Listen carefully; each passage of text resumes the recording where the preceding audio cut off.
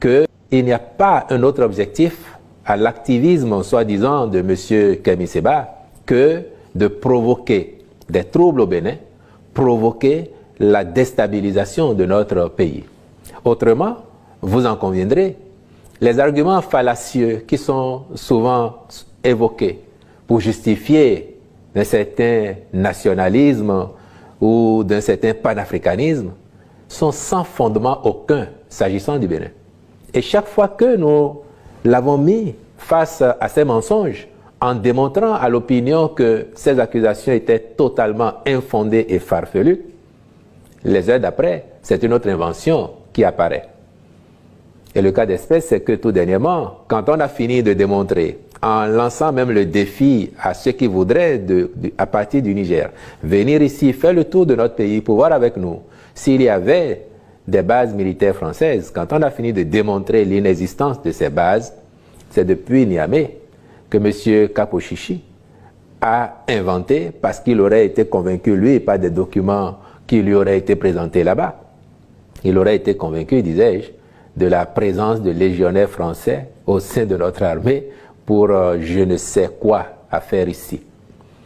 Les Béninois ont compris que sa seule mission, parce que c'est de ça qu'il vit, ses commanditaires le nourrissent pour cela, c'est de favoriser les troubles ici, c'est de favoriser la déstabilisation de notre pays. Fort heureusement, le gouvernement a travaillé depuis les années 2016-2017 à renforcer notre pays en toutes ses composantes, y compris au plan de la sécurité intérieure et de la préservation de l'intégrité de notre territoire. Le nationalisme, le souverainisme, me semble-t-il, devrait d'abord se nourrir du patriotisme. Et de M. Kémy Séba, je n'en ai noté nulle trace. À tel point d'ailleurs que ses comparses à lui, vous l'aurez observé vous aussi des médias, ils ne s'en prennent jamais à leur pays d'origine, comme si tout allait bien là-bas et qu'au Bénin c'était l'enfer.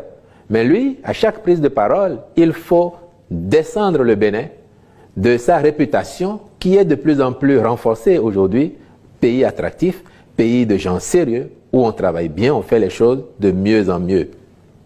Je n'ai jamais entendu les Nathalie Yam critiquer le Cameroun parce que tout serait mauvais là-bas. Je n'ai jamais entendu ça. Donc eux au moins encore, je crois qu'ils savent ce que c'est que d'être le ressortissant d'un pays, d'appartenir à une communauté nationale.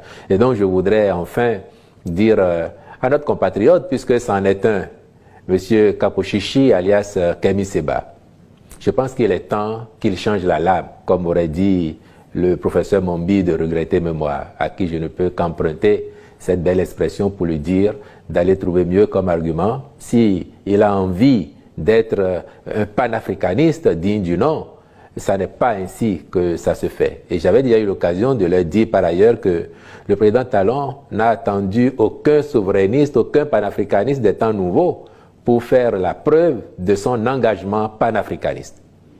Quel autre acte démonstratif voudriez-vous avoir de la part d'un dirigeant africain que celui d'exempter de visa tout citoyen africain voulant venir au Bénin? Quel autre acte? Donnez-moi un seul, majeur.